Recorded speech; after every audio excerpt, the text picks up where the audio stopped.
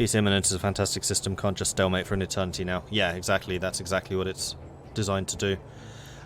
He is getting war exhaustion, national unrest +5, ruler popularity gain -0.5.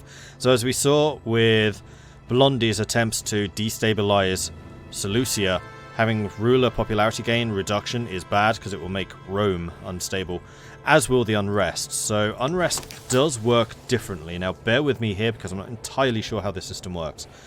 Because unrest doesn't just result in a revolt, it reduces the loyalty of that province, making a province uprising more likely.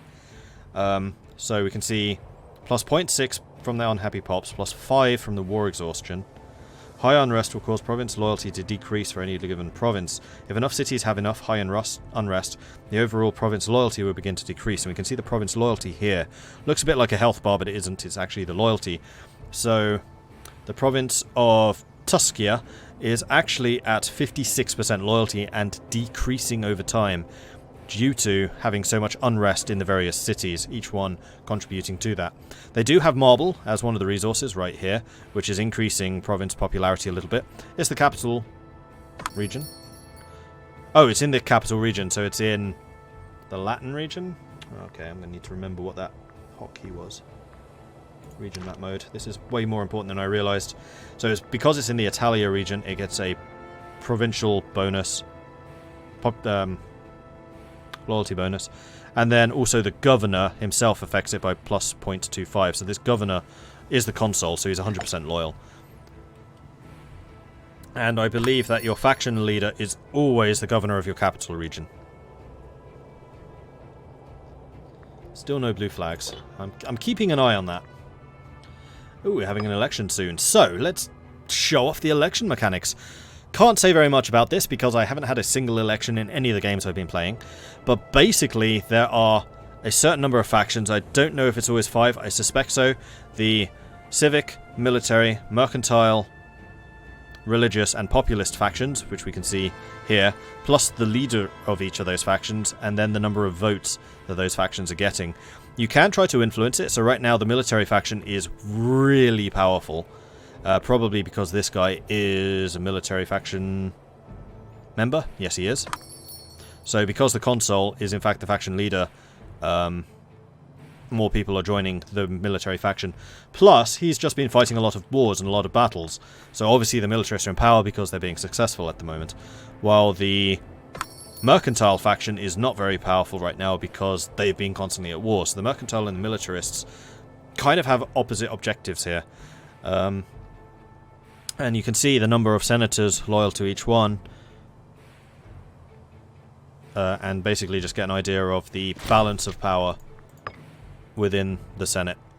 And that's kind of all I can say on factions because, like I said, I haven't had a lot of experience with these guys just yet.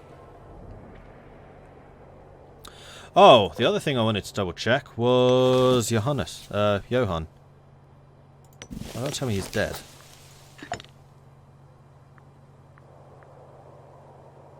I don't think that was the ruler. Unless, of course, it's a family within Byzantium. Oops. Character, families. I don't know. Yeah, there it is. Johannes Caesar. So that is Kaiser Johann.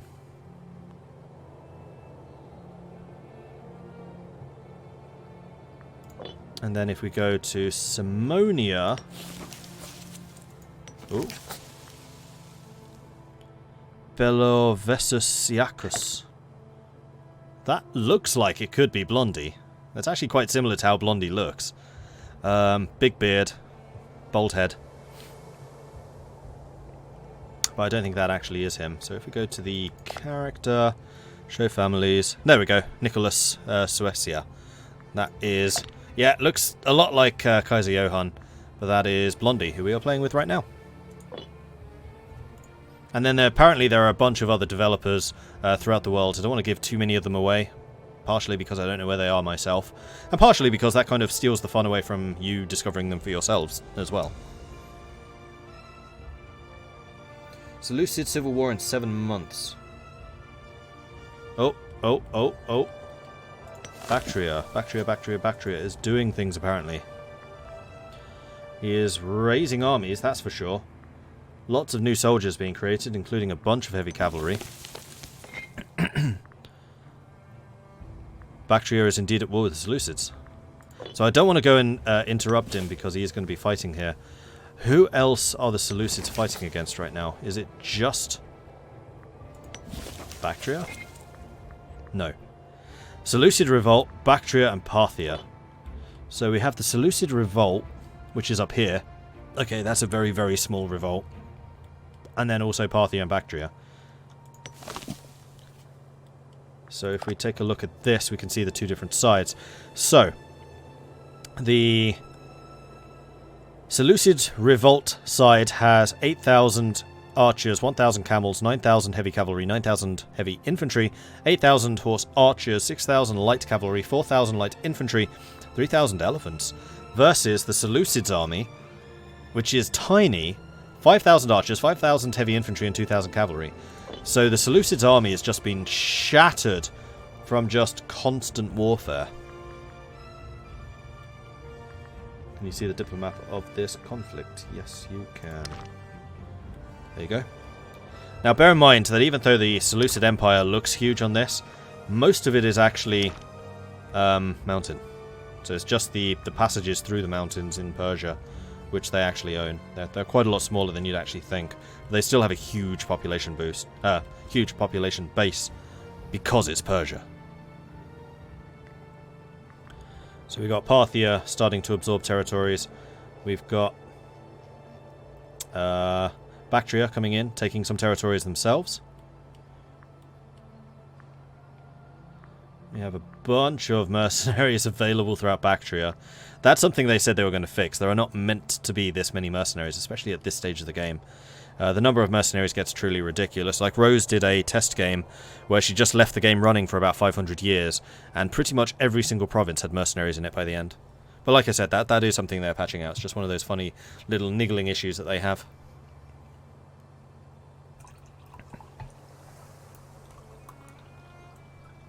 Bactria cannot take land here as it doesn't have a border.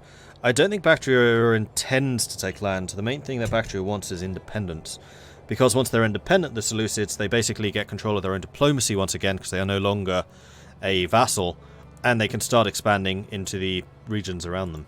Like, there are quite a few smaller nations that they can just gobble up. Om nom nom nom. Oh, there's Sarmatia. So in the King Arthur film, the Sarmatian Knights, which was King Arthur, came from here. So you could play as King Arthur and try to move him over to Britain. I think they're also migratory.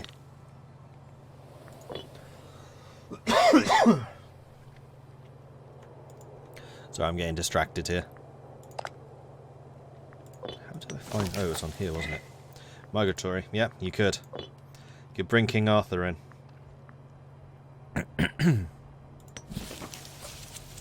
Rose is at war. Everyone's at war. It's just with the smaller neighbours. Like, this one to me is more interesting because it's against the Seleucids. Now, where are the Seleucids' armies? The navy's down there. Oh, their armies are going to be over here fighting against the revolt. They have hired some mercenaries, but they are losing money.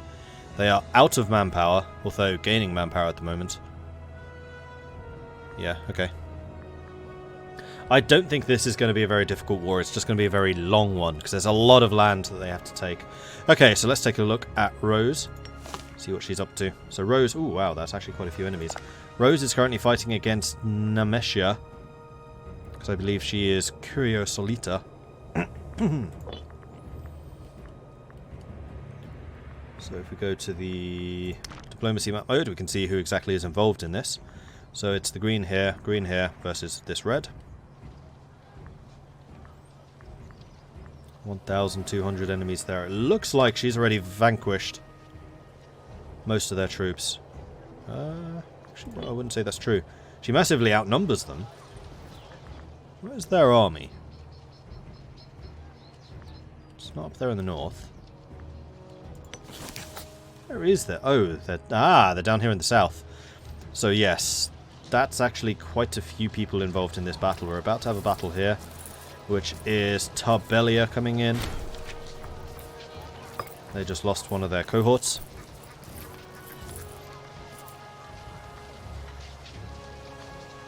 That's Nemesia. I'm trying to see where Rose's troops are. Charisa Lita, that's... yeah. Her army's up here, so she's just sieging people down right now, letting her allies actually take the losses in the battle. I can't even click on the battles, they're over too quick. There are quite a few bad guys coming up from the south. And that's always one of the risks. I mean, because the clan chiefs have so much military power for themselves, their armies can actually be surprisingly large. So these battles tend to be a very bloodthirsty and brutal affair. Okay, so she has peaced out. And has gobbled up this territory here. So Rose comes out ahead. Charisa Lita continues to grow.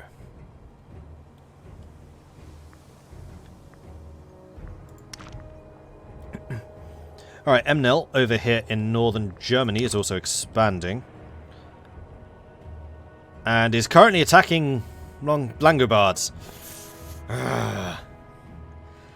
Can't beat the Langobards that easily. Actually, you can, because they're completely occupied. See, this is when the Langobards need to start their great journey to the Central Steppes. Get away from Germany, it's not a nice place. Hello, King Arthur. Speaking of King Arthur. Indeed, the Longbeards. Beating up the Longbeards. Longbeards. I was trying to remember what their voices sounded like. I remember the Hammerers. Who is the Tirhut of Imperator Rome? Ooh, that's a good question. I don't know. At this, it's like way too early for me to know that. It would be someone in like a ridiculously wealthy area with a decent population base and good trade goods. I don't know. I don't know the map well enough. Have I gone over formations yet? You mean the different battle tactics? Oh no, formations are a thing. It's these things. No, because I haven't really looked at that myself. So in a battle, you can choose where in the line of battle your troops are deployed. So your first cohort, or the primary cohorts, which in this instance are the archers, will be in the center, then the secondaries will be just outside them, and then the tertiaries will be on the flanks, or they're actually called flanking cohorts. So you generally want to have your faster units on the flanks. The default is archers because they get to shoot first before the enemy closes the distance. I have to say, I don't know a huge amount about combat in this. That is still very much a learning experience. I'm just waiting for this battle to start so I can actually see the combat map. Let me click on it. No! Damn it! Yeah, I can't really say very much about it because that is one of the areas that I am definitely less qualified to talk about. Just because it's way more complicated and I just haven't had the chance to delve into it in the depth that it kind of needs. Will all the smaller tribes be able to form larger confederations or some such? Something like the Gaul tribes under Vercingetorix. That's an interesting point, actually. I was just clicking around... Where are they? Oh, there they are. The countries in Gaul, and most of them are settled tribes. It's just the type. Then I just accidentally clicked on where it's a federated tribe, which is like a higher level settled tribe, and it's Auvernia, which I think is what Vercingetorix was the ruler of. And it's the only one in Gaul, so if you want to have a slightly different game, you could play as them, because all of the others are settled tribes in this area. The only other federated ones are in Rome. In fact, I think it's just Etrusca and the Samnites. So you're like one of 3 like advanced tribes if you wanted to play with those. And it kind of sounds like they would be the ones to be able to do federations. In fact, I'm kind of curious. Do they have any decisions to that end? Abandon the sedentary lifestyle, so they can become migratory. There you go. We were wondering about that earlier, and yes, they can indeed become migratory. They can become autocratic or they can become democratic. So this is basically a tribe becoming civilized as either a monarchy or a republic. Okay, so one other thing we really ought to talk about, and this is kind of a nice segue. we just choose Simonia right now, we can go to the nation overview, and then over here you have 2 idea slots. These are basically a more customizable national idea system. They are generic in that all of the ideas are always the same for everyone, but the way that you designate them depends on your government. So a migratory tribe has 2 military idea slots. You can put whatever you like in them, so you don't necessarily need to be a super militaristic tribe if you don't want to be. However, if you do fulfill the criteria, have military and military, then you unlock your government powers. And for tribes that's quite important, because if you unlock it and you go with this, then you get the bonus to monarch points, so 2 military, 2 civic, 2 oratory and 2 religious, and your national tribesman output is increased by 15%, which is quite a lot. Different governments have different idea combinations, however. So if we go to Travaria, for example, they are a military and an oratory, so their choices can be different. From the start of the game, you have access to martial ethos, permanent shipyards, and ordered retreat, and then depending on your technology, you start to unlock new ones. That's level 6, that's level 6, that's level 6, that's level 12, that's level 12, and that's level 12. I don't know exactly why they've done it in this weird order. I think I probably would have made this menu to be like first, first, first, second, second, second, third, third, third. But that's just the way they've chosen to do it. It does make it a little bit more difficult to read. Changing an idea will cost you 50 oratory power, and that's another nice segue because we can talk about the oratories. In fact, we'll do that in a minute, or the different powers, rather. So the different ideas you can choose from at the bottom level, you can have plus 10 morale, or minus 25% trireme cost, or reinforcement speed plus 10%, morale of army recovery plus 5%. In fact, I'm just going to go through them. Thalassocracy plus 20% morale of navies, discipline plus 5, trireme cost, national manpower 10%, army maintenance, navy maintenance 20%, ordered retreat, reinforcement speed, army morale, recovery 5%, 10%, siege ability 10%, and then experience decay minus 15%. Civic ideas, build cost minus 30 and build time minus 30. City planning plus 1 building slots. That's another thing we need to talk about is buildings. Provincial loyalty plus 0.03. Complex tariffs plus 20% national commerce. Plus 3 capital import routes. That's amazing. So you'll remember there was a trade system that we were talking about earlier. I think that warrants touching on that. So if we just go to Rome, for example, because this is usually a good example, you are limited in the number of trade routes that you can have established for a single province. So right now, Rome is importing wood from Simonia and grain from Siculia, and that's their 2 trade routes. With that civic ability, you can have 3 more trade routes. That's a huge amount, actually, because it brings you from 2 to 5. And that's especially important because every surplus good that you have in your capital gives you additional national bonuses. So because they have a capital surplus of wood, they get plus 10% trireme discipline. National surplus of grain gives them national manpower plus 10%. So the more trade routes you can stuff into your capital, the more surplus bonuses you can get. And that can really let you build up a lot of power through trade. Plus, of course, you get commerce income. Yes, you do.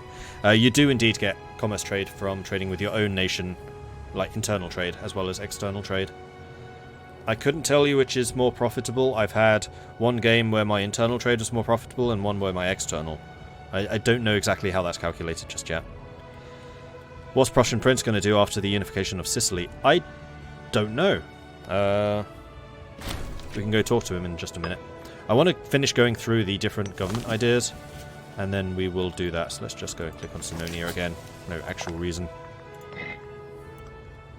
Province import routes plus 1. How's an import route different from a... Oh, that's only in the capital. That's every single province. Gotcha. So that's simply the capital. That's everything. Probably including the capital. National slave output 20%. National citizen output 15%. Population growth plus 0.1. Corruption minus 0.1. Wrong culture happiness plus 10%. Wrong culture group happiness plus 15%. Monthly general and admiral loyalty plus 0.5. 0.5. Research plus 20%. That's pretty good. Oh yeah, we do need to talk about research as well. There are so many different things that we need to talk about here. Monthly governor loyalty plus 0.05. Improve opinion maximum 33%. Aggressive expansion 0.05. Diplo relations plus 2, so you can have more allies and more vassals and stuff like that. Country civilization level plus 10. Monthly civilization change plus 0.02. Civilization level is another pretty important factor. We will look at it. I don't know a huge amount about it because the migratory tribes have a very low civilization level, and I played mostly with the migratories.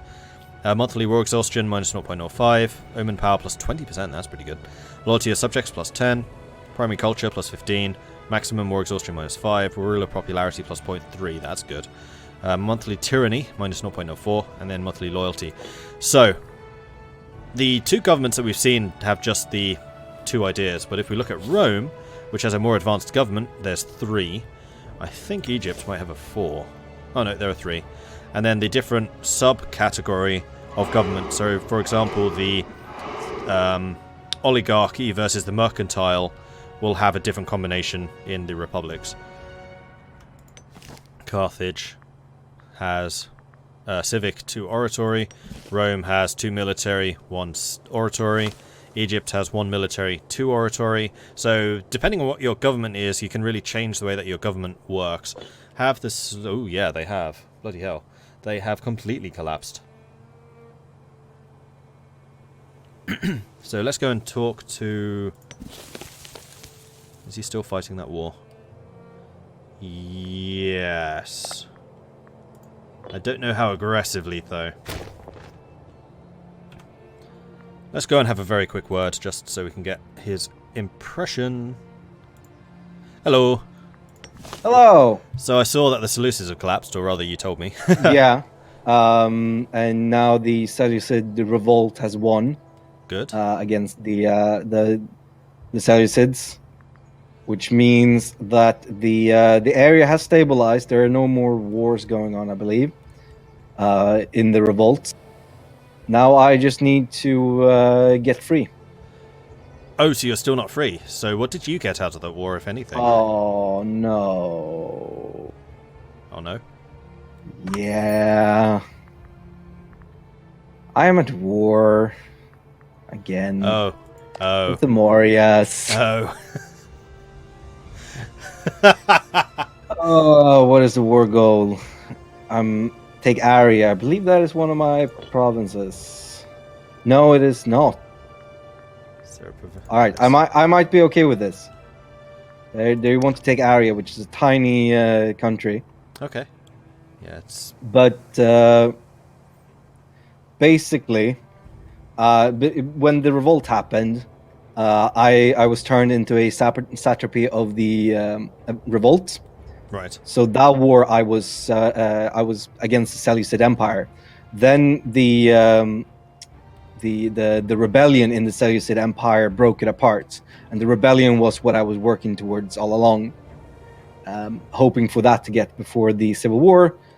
Unfortunate. Well, you definitely broke the Seleucids apart, so that's kind of opened that whole region for further expansion. Yeah, the problem is now I need to very soon peace out with Moria and then declare on the Seleucids. Right, and that would be for your actual independence. Yeah, that as soon as I declare war on the Seleucids, I become an independent nation, and if I can white peace them at the very least, I become independent. Okay, gotcha. I have shored up my my border with the Moria, so I'm gonna just try and hold out and see how I do. We'll see if I die or not. Okay. Good luck with that. I'm going to continue exploring other things. Yep. Thanks. Mm-hmm.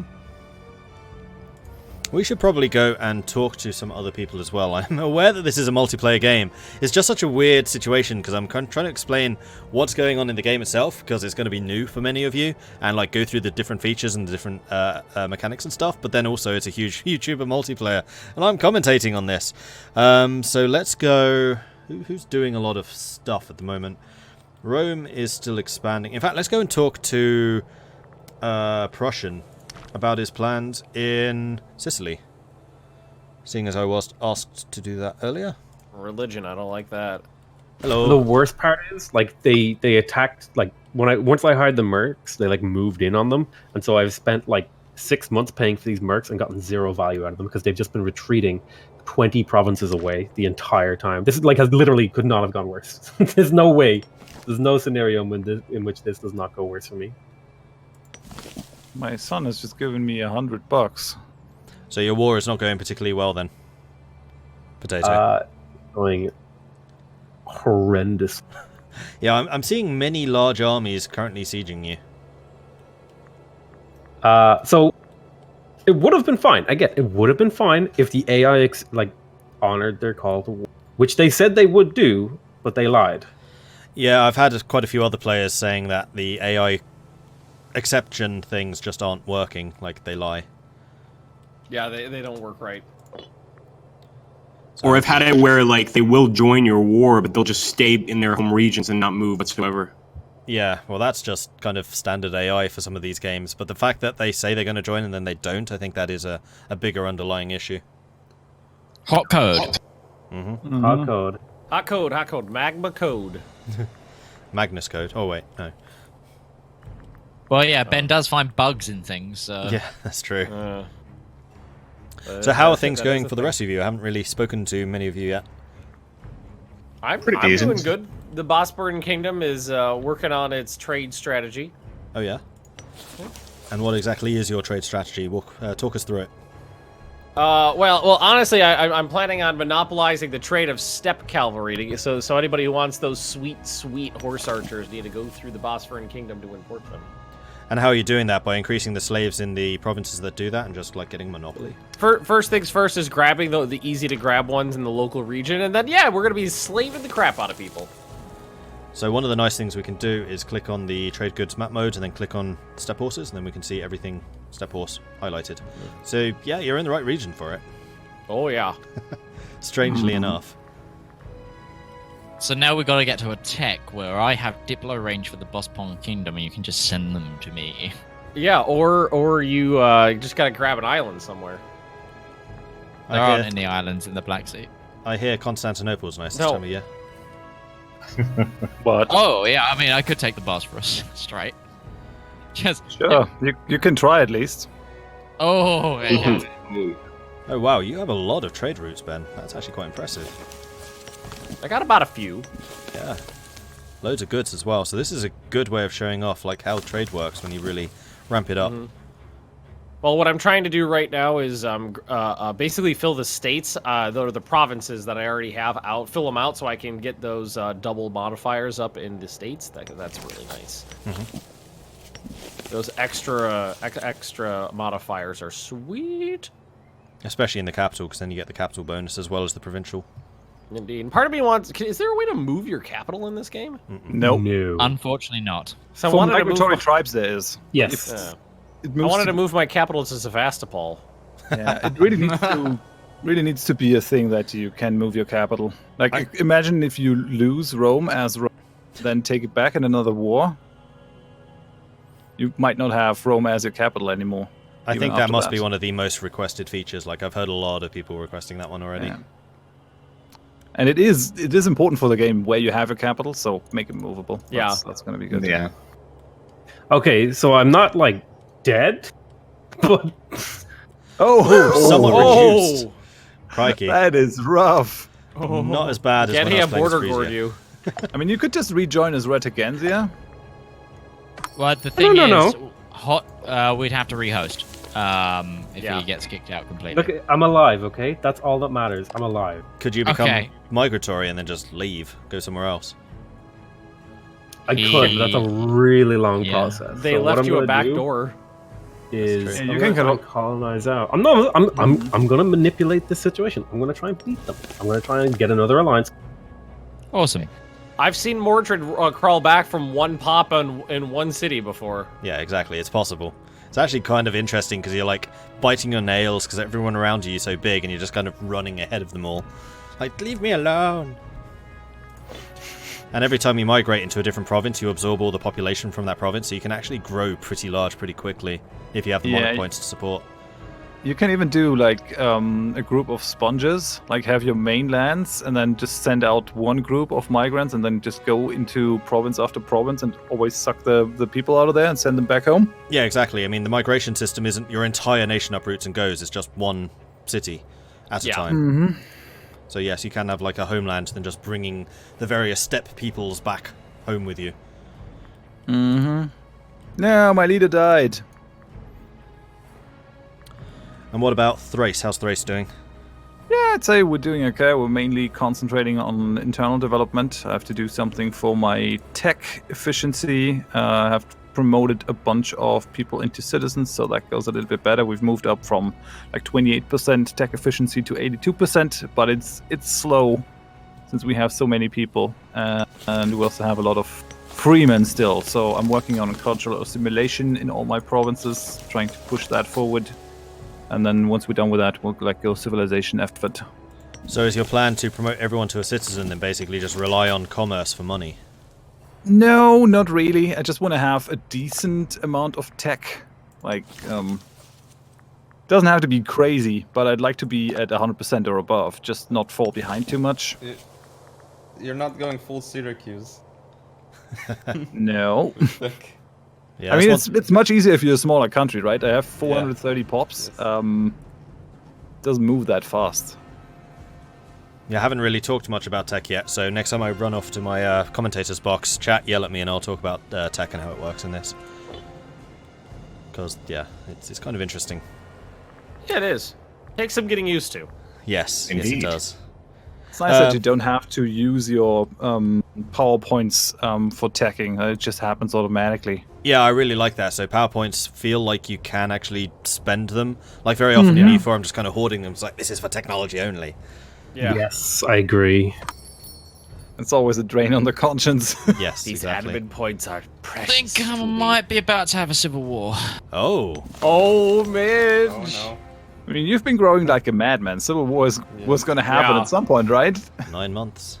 Yeah, I can't help Midge, but I haven't noticed that Roach beat you to colonizing the crossing in Sardinia. He did, and I'm not too. I can just take that from him.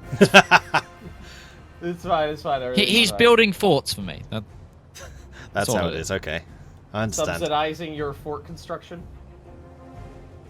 Yeah, put it that way. But My yeah, leaders are I limited. it's not character-driven civil war. It's disloyalty in subjects. Oh, okay. Who are your subjects? Frontania, Polygnia, Nuceria. It's also your provinces. Some of your provinces are disgustingly disloyal. Yeah. I've been watching that. It's fine. It's fine. That's one thing that's interesting about this game is it's really easy to grab land, but it can definitely cause issues if you balloon out too quickly. Especially with aggressive yeah. expansion, because it makes all the wrong cultures unhappy. Yep. Yeah, I'm suffering from that right now.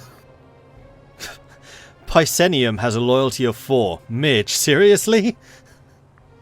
Lusania, 7. Gotta show these guys the benefits of Roman civilization.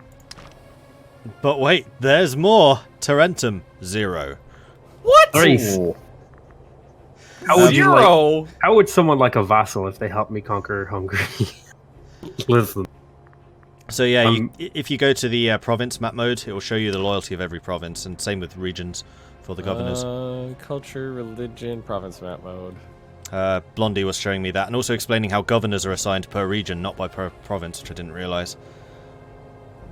Wait, they're different? Yes. Yep. Yes, region map mode is control Y, and then province map mode is U. So you assign a governor per region, and then all the provinces within that region get that governor. So your capital region will always be your ruler. Yeah, it's been pretty useful having Blondie, because it can explain some of these things which I just don't know. Yeah. And also, Oh, have you yeah, seen 'cause- what he's done to the Seleucids? It's kind of impressive. Yep. That So was this all is him. great. It looks like my heir just got a venereal disease. Oops.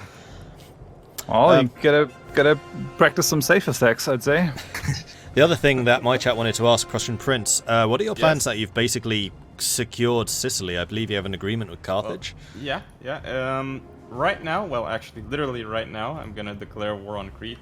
So we're expanding there. And of course, we are going for the full research play. I am currently at 3 advances in each category.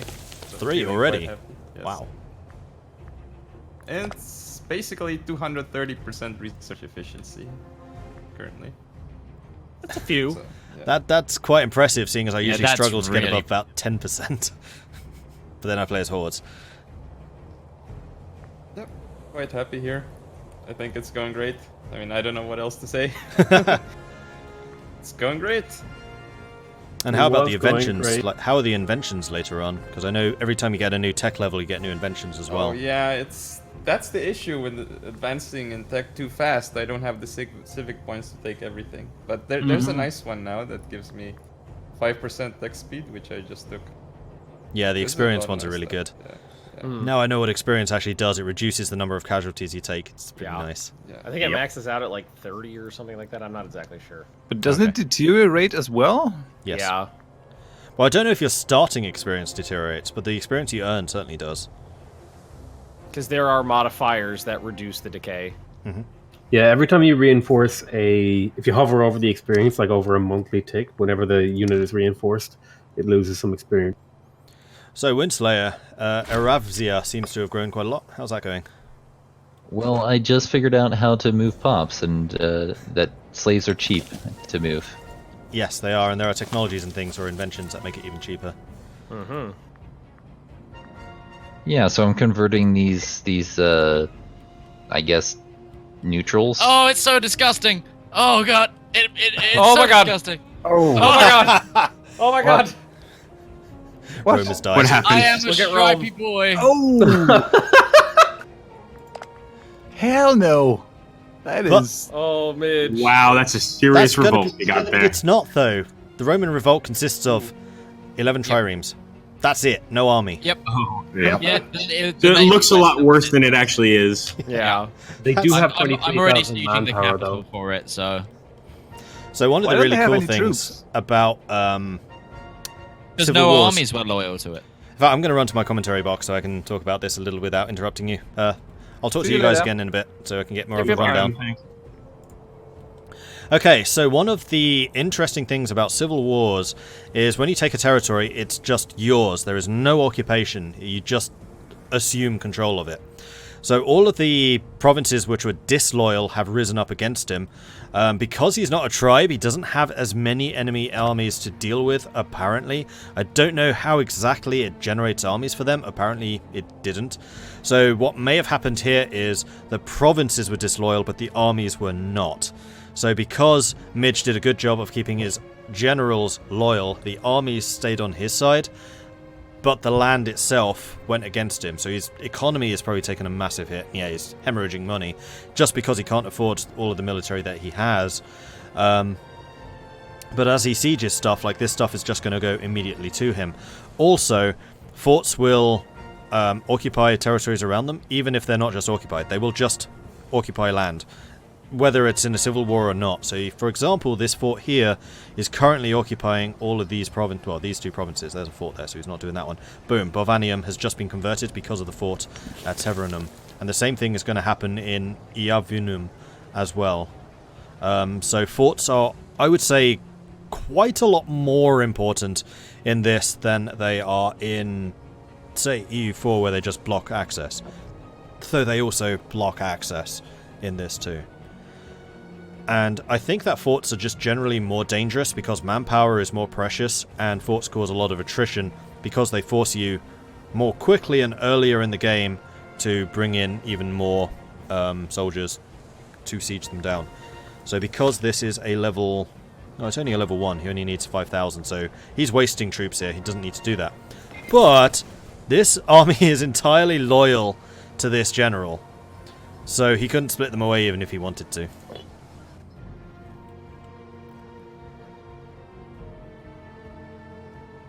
I can hear Rose laughing at him from here.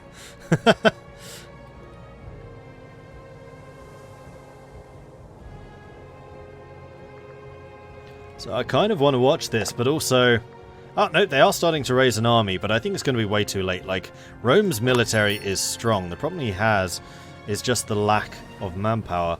But because his standing forces are just so much stronger, I think they're going to be really quite fine. Also, I just realised we're supposed to be on break time right now. I probably should go and tell Midge. Because I could do with a break. Also, Midge, it's supposed to be break time right now. Do you fancy pushing it just a little bit because of all the rehost? Yeah, that's fine. We've been way behind. Yeah, thank you very much. I'm not sure what they're trying to achieve. They are a single country against a huge block of nations. What is this going to be? Who's this? I have no idea. That's just madness. No, This is Sparta. Sparta. Which country is it? Are you talking about here? Some nation Trivalia attacked me and pulled in Macedon, Egypt, all the vassals. They are alone. They have 9k. And it's a show superiority. It's not actually after land. Yeah, that was a mistake. Did they go mad? They went mad. The AI had a derp. Had a big derp. I've had like single province nations declare war on me if I'm like deep in a war. So I think they just say, "Oh, this guy's already like busy, so I have a chance here." Yeah, I have noticed the AI is pretty Johnny on the spot with jumping on people while they're distracted. Oh, annoyingly enough, this game has the same thing that EU4 had, where if you're building a fortress and the thing gets sieged down by someone, they get destroyed. Yes, it is Yes, indeed. extremely annoying. I mean, where are these fortress wars going? Are they just completely taking them out? They're stealing the bricks to put in their catapults. It would be nice if you could at least repair them or something. It should the progress should tick down like as it's occupied, like at That double. would be a fair way to handle it, I guess. You know what I really want is more sound effects to go with various events. Like when you declare war, it's the exact same sound effect, or war is declared on you. It's just clicking on a menu. Alright, so yes, apparently Rose's country has also exploded, which I had not noticed. Lambert just disconnected. So who is Rose fighting against? Let's have a quick look. So we have the Curiosalitine Civil War against the Curiosalitine Revolt, and this time they actually brought a couple of friends. I would say that Rose is fairly heavily outnumbered. Although Rose did bring in Pictonia, so some of her allies have joined her. It's 1722 versus 19,000. And there's a pause. You want to revolt? Because now you got to revolt. So as you may be noticing from events in this game, revolts are kind of a big deal. So there is definitely like the character interaction, provincial interaction, which Crusader Kings did quite well with factions rising up, characters declaring civil wars and that type of stuff. Okay, so we are breaking at this point. Which does mean stuff happens, and your countries can explode and fragment in the way that the Seleucids did. So if you get a bad ruler after a really good one in a long period of expansion, it could set you back a little bit. Or if you get a really good one, you could see a time of prosperity unmatched in human history. She stopped laughing now, I think. Yeah, probably. Anyway, I'm going to throw up my break screen because I really need a break, as I just said. So we will be resuming, I believe, in 15 minutes. So at 11:30, this stream will resume. And we can talk more. So let me set this. Go to 30, 0, start. I don't know if it's going to be exactly 15 minutes. I will keep you guys informed. But I need to run off because I really need the toilet.